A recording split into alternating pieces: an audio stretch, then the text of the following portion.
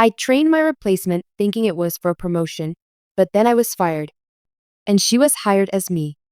My name is Erica James, and for almost 10 years, I was the invisible engine behind Orbis Tech's smooth operations.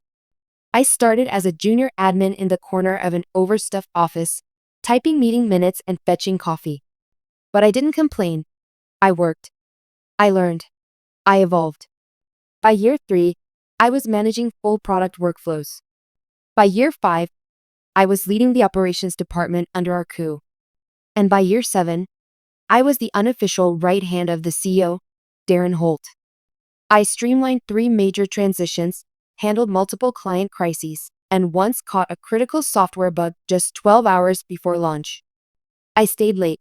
I came in early. I gave my blood, sleep, and sanity to that company. But you know what I never gave? Doubt. Not once did I doubt that I was headed somewhere. VP of Operations. I even had it on a sticky note inside my planner. Like a mantra.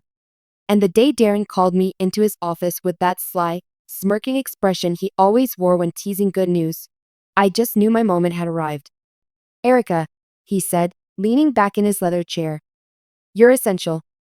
And we're going to need you to take on a new responsibility. I felt my stomach flutter. I grinned like a kid being told they're finally getting that puppy. You'll be training someone. I blinked. Someone? Yes, a younger hire we're bringing in to support you while we explore internal restructuring. Think of it like prepping your own team. You're too valuable to be in the weeds now. We need your brain on big picture stuff. Big picture.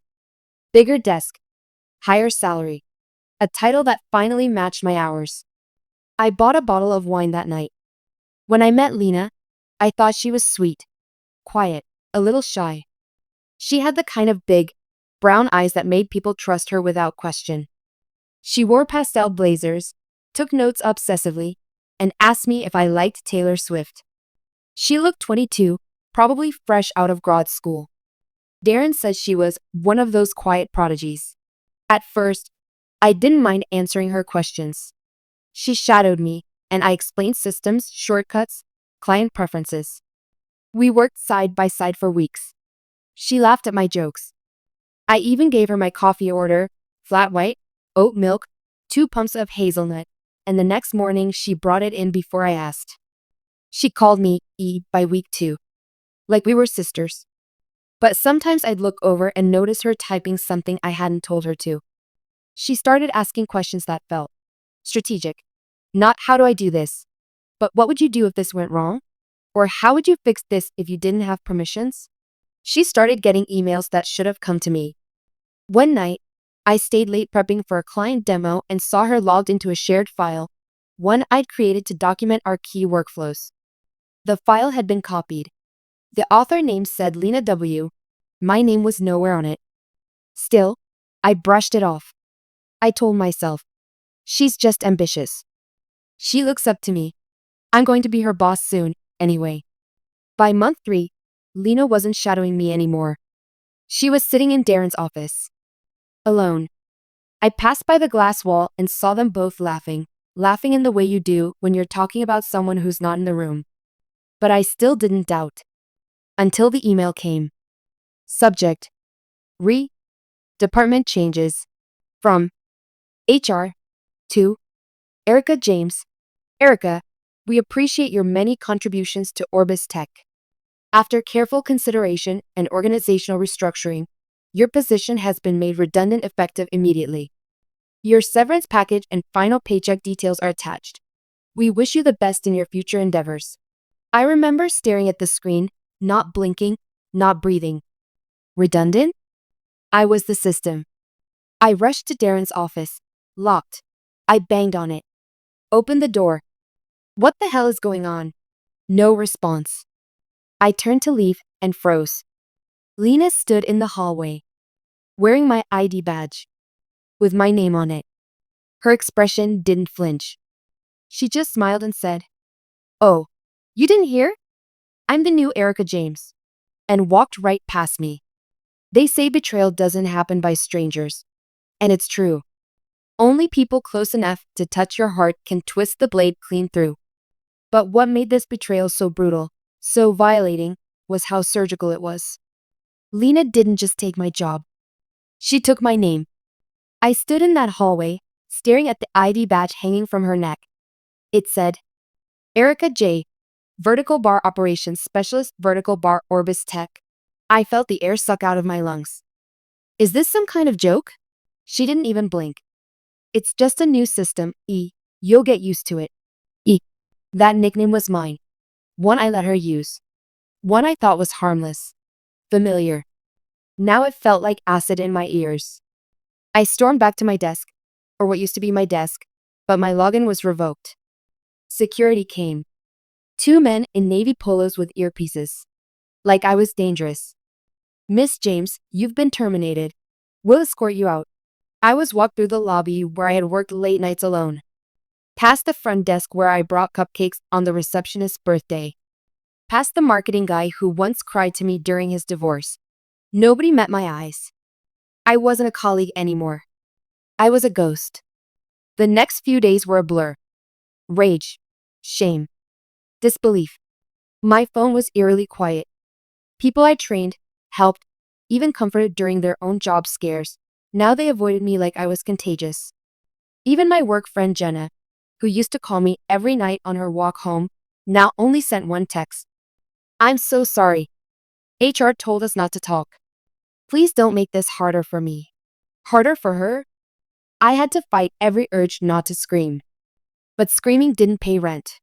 So I forced myself to job hunt. I rewrote my resume 3 times. But no calls came. No interviews. Nothing. Then it hit me. My name had vanished. All the major projects I led no longer credited to me. My document access? Scrubbed. LinkedIn endorsements? Suspiciously deleted.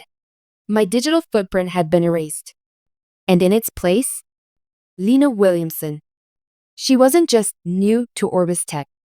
She was me. She'd published my process guide under her name, claimed my department metrics. And worst of all, she was using my old email address, erica.james@orbistech.com. It was like she'd stepped into my life, zipped up my skin, and no one noticed the difference. That's when I did something I'm not proud of. I created a fake LinkedIn profile and sent her a connection request. She accepted it within minutes. Her page read, Operations Genius. Revamped Orbis Tech's department infrastructure in under 6 months. Creator of the company's new performance algorithm. Personally trained by Darren Holt. I scrolled further. Featured in Techwoman Weekly. The next generation of strategic female leaders. I clicked the article link. And there she was, posing in my favorite blazer. The one I used to wear to quarterly reviews. Beige linen, double-breasted, with tiny mother-of-pearl buttons. I had left it behind accidentally when I was escorted out. The article quoted her saying, I've always believed in leading with empathy.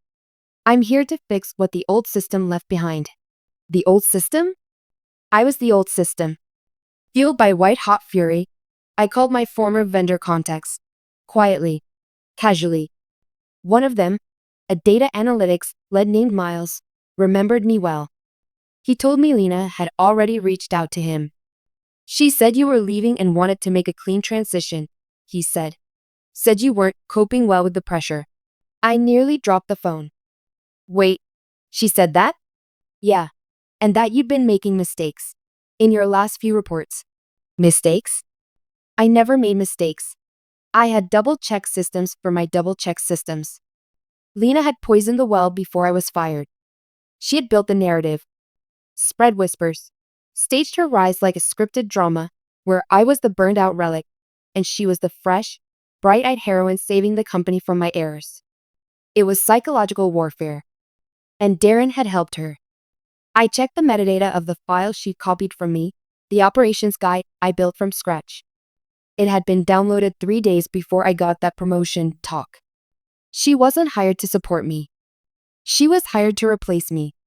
And I trained her to do it. I didn't sleep for days. I couldn't eat. I watched my own career, 10 years of relentless effort, paraded around on someone else's shoulders like it had never belonged to me. But worse? People believed her. She smiled sweeter. walked with that perfect, practiced innocence, played the brilliant but misunderstood prodigy. While I was out here, applying to jobs at half my former salary, with recruiters asking, "Why did you leave Orbis so suddenly?" I didn't know what was more suffocating, the betrayal, or the silence that followed it.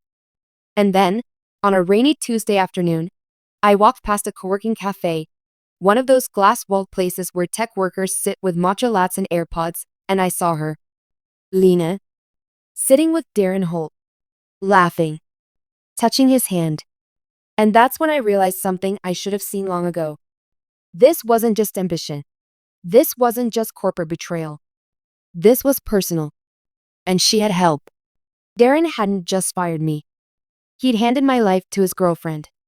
After I saw them through the glass, Lena with her soft fake laugh, Darren leaning in with that smug half smile, I didn't rage. I didn't scream. I didn't confront. I walked away. Because in that moment, something inside me shifted. Up until that point, I'd been reeling, spinning in confusion, trying to prove something to them, to myself, to anyone who'd listen. But not anymore. They'd taken everything. My job, my name, my credibility. And now, they owed me. That night, I sat in silence at my kitchen table. I had a glass of wine, my laptop open, and 10 years of insider knowledge in my head. I didn't want revenge that looked obvious. No angry emails. No rash lawsuits. No social media rants. I wanted permanent damage. I wanted surgical justice. And I knew exactly where to start. First, I created a burner identity, fake name, fake email, fake credentials. Just enough to get in touch with a few industry contacts without raising red flags. Then I started mapping the Orbis tech backend systems. I'd built most of them. Even though my logins were revoked, I knew the structure. I knew which file names they never changed, how the internal servers were labeled, how the permissions were routed. But I didn't plan to hack them. No, that would be messy, illegal, traceable. I had a better idea. You see, during my final year at Orbis, I had built an internal analytics dashboard, one that monitored performance metrics for each department in real time. But it had a backdoor access feature, one that allowed me, as the builder, to run anonymous diagnostics in the background.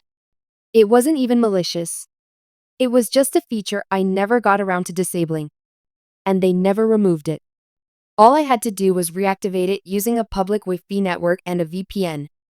2 clicks, and I was in. Now came the fun part. I watched their metrics, their numbers, their bugs. And I saw how Lena was struggling. Her department reports were 2 weeks behind. Her budgets didn't match up. And the internal satisfaction scores, something I used to carefully optimize, were tanking. But Darren was protecting her. Every mistake she made was being covered up. He was altering reports before they went to the board. I could see the timestamps. Lena wasn't thriving. She was drowning. Next, I needed leverage. Something public. Something irrefutable. I reached out to Miles, the data analytics guy, the one who told me Lena claimed I was making mistakes. I asked him to coffee. In person.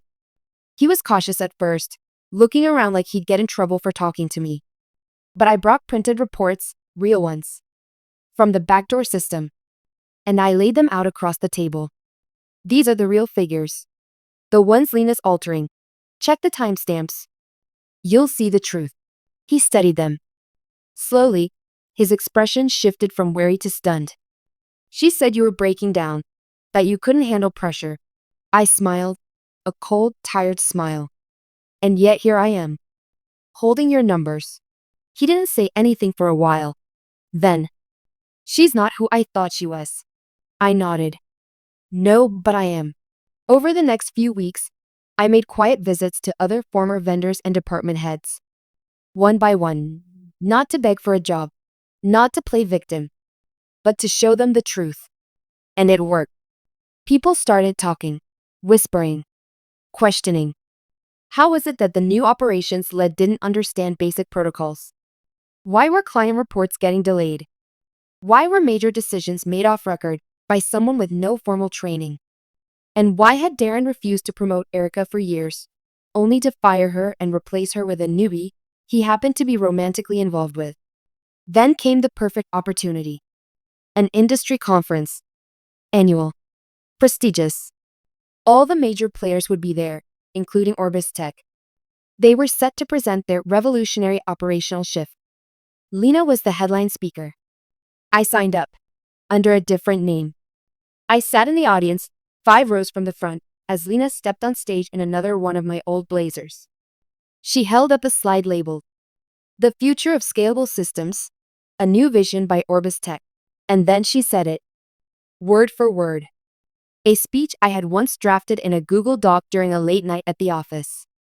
A speech I'd saved to my personal drive, then later shared with Darren for an internal event. It had never been public. Yet here she was, reciting it like it was hers. She even made the same hand gestures I used. The same laugh on the third line. I recorded it. Then I stood up and left the room. 2 hours later, I emailed the video to a prominent tech journalist I used to work with, a woman named Sophie Grant, who once called me the unsung engine of Orbis. Subject: Stolen identity in Silicon Valley, proof inside. She replied within an hour. Holy sh*t, this is huge. The article dropped 3 days later. From mentor to ghost. How one woman was erased from her own career by a corporate power couple. It featured video clips, report evidence, old emails. It was damning. But the best part? It included a copy of my original Google Doc, the speech, with timestamps proving I wrote it a full year before Lena was even hired. It went viral. Within 48 hours, I got interview requests from TechCrunch, Business Insider, and Women in Leadership Weekly. And Orbis? Well, let's just say Darren and Lena weren't smiling anymore. When the article went live, I didn't expect it to explode. But it did. Within 12 hours, my name was trending on LinkedIn. Within 24, Orbis Tech's board issued a statement that they were investigating internal conduct and structural misconduct allegations. And within 48, I got a phone call from Darren Holt himself. Blocked number. Middle of the night. I let it go to voicemail. Erica, this is Darren. Look, I think there's been some misunderstanding, and I'd really like to talk. Privately. Just, please call me back. We can work something out. Work something out? After you fired me, stole my identity, let your little intern puppet wear my name and run my legacy into the ground? I didn't want to work something out. I wanted everything. Let me explain something about companies like Orbis Tech. Their reputation is their currency. Once that rots, the stock drops. Investors scatter. Clients panic. The article caused all three. Within a week, their biggest client, a fintech firm I had personally landed, pulled out. Internal Slack messages leaked, revealing employees mocking Lena and calling Darren the corporate Harvey. And anonymous reviews on Glassdoor started flooding in, talking about a toxic, sexist environment and a pattern of quiet erasures. Lena went quiet online. Her profile was deactivated. Darren tried damage control. He released a video statement saying, "At Orbis, we believe in innovation, inclusion, and integrity. We are deeply saddened by the recent confusion and remain committed to investigating it fully." Confusion? That was his word for what he did to me? I laughed. Then I opened my inbox. Offers. Real ones. From companies who now saw me not just as a victim, but as a survivor. A strategic genius who had played the long game. But there was one offer I couldn't ignore. A tech firm called Lux Systems, sleek, rising fast, and in direct competition with Orbis, offered me the role of Chief Strategy Officer. Double my old salary. Signing bonus. Full creative freedom. And the best part? They had just acquired the lease to Orbis Tech's old satellite office, a gorgeous space in downtown I had once helped design. I took it. Day one, I walked into that building with my head high. The receptionist looked up, smiled politely, and asked, "Name?" I smiled. Erica James. This time, nobody else wore it but me. But I wasn't done. No. Because the final act of revenge wasn't just about my career. It was about exposure. You see, while I had quietly reactivated my old system access, I'd also downloaded records, meeting logs, emails, expense reports. Darren and Lena's little affair? It wasn't just unethical, it was financially fraudulent. She had been receiving unauthorized bonuses, padded reimbursements, even had a consulting fee funneled through a fake vendor account Darren created under a shell name. I compiled everything into a tidy little PDF, watermark, timestamp, and I sent it anonymously to the board of directors at Orbis, the IRS, the Tech Ethics Watchdog Committee, and one final person, Darren's wife. Turns out, she was a quiet investor in Orbis and very, very good at revenge. 3 weeks later, Darren was terminated for cause. No severance, no recommendations. His wife filed for divorce and sued him for financial misconduct using the evidence I sent. And Lena? She tried to pivot, claimed mental health strain, said she'd been misled. Released a tearful apology video where she didn't actually apologize for anything. But the damage was done. She was blacklisted in tech circles. No one wanted a snake who couldn't even bite properly. Months passed. I thrived. At Lux, I built a new team, the kind that knew what integrity looked like. I mentored young women in tech, helped launch 3 ethical hiring initiatives, and tripled the company's client base in under 6 months. And one day, as I left a meeting, I found an envelope on my desk. No name, just a card inside. You could have ruined us quietly, but you made it art. D. I burned the card. I thought it was over. After all, what more was there to uncover? Darren had lost everything. Lena had disappeared into obscurity. I had taken my name, my power, and my legacy back on my own terms. The company that erased me was now a cautionary tale. And I, Erica James, was finally seen, not just for what I survived, but for what I built from the ashes. But the funny thing about burning bridges is this. Sometimes the smoke reveals secrets you missed the first time. It started with an email from an anonymous tip account linked to a whistleblower platform I contributed to in the past. It read, "If you think Darren and Lena were your only betrayers, you should check the file labeled EJM Temperature Final V3 Shared Drive. Date stamped 1 week before your firing." At first, I hesitated. Why go back? But my instincts, the same ones that kept me alive in a company that tried to erase me, said, look. So I did. I still had access to one archive system from a shared cloud account that had been overlooked during the purge. It took some digging, but eventually, I found it. EJ's Temperature Final V3, modified by Jenna M. Jenna? My closest coworker. My work friend. The same one who sent me that cowardly text. Please don't make this harder for me. I opened the file, and my blood turned to ice. Inside was a detailed transition plan. A step-by-step guide on how to gradually phase Erica out without triggering resistance. It outlined everything. Ease her into mentorship role, frame it as a leadership opportunity. Delay official title discussions, keep her hopeful. Redirect major accounts to new hire under the guise of training. Preemptively inform clients and internal teams of upcoming restructure. And at the bottom, a list of initials approving the plan. LM, Lena Williamson. DH, Darren Holt. And Jim, Jenna Myers. I stared at the screen, my hands shaking. She had been in on it. The one person I confided in. The one I had stayed late with during client calls. The one who borrowed my charger and cried about her breakup in my office. She knew.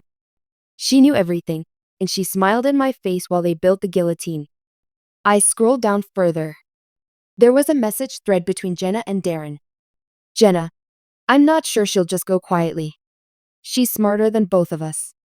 Darren, that's why we need to make her doubt herself. Let Lena mirror her. It'll scramble her footing. Jenna, cold. Darren, effective. I felt sick. This wasn't just betrayal. It was engineered character assassination. They didn't just want me gone, they wanted me to erase myself. And it almost worked. But now? Now I had one final card to play. I compiled the file, the emails, and the metadata into a polished PDF. I titled it, The Perfect Erasure, a coordinated corporate takeover of a woman's career. I sent it to the New York Times. This wasn't just personal anymore. It was a case study. The piece published under Sunday Investigations. It exposed how women in corporate roles are often replaced through emotional manipulation, internal gaslighting, and strategic sabotage, often by those closest to them. My story headlined the article. My name opened the discussion. And Jenna? She was still working in mid-level management at another firm. But after the article dropped, her company quietly let her go. No statement, just a one-line release. We value integrity and transparency in leadership. I never spoke to her again. But months later, I got a letter. Handwritten. No return address. It said, I was jealous of you. You were everything I knew I couldn't be. So I helped them take it from you. And now I have nothing. I'm sorry, Erica. Truly.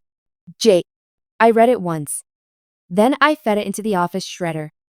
These days, people call me a comeback story, a cautionary tale, a mentor, a warrior, a phoenix. But what I really am, a woman who learned the hard way that loyalty doesn't guarantee protection and silence doesn't mean weakness. They wrote me out. So I wrote myself back in. Stronger, louder, sharper. And now? Now I don't build systems to help companies rise. I build them to make sure no one like me ever gets erased again.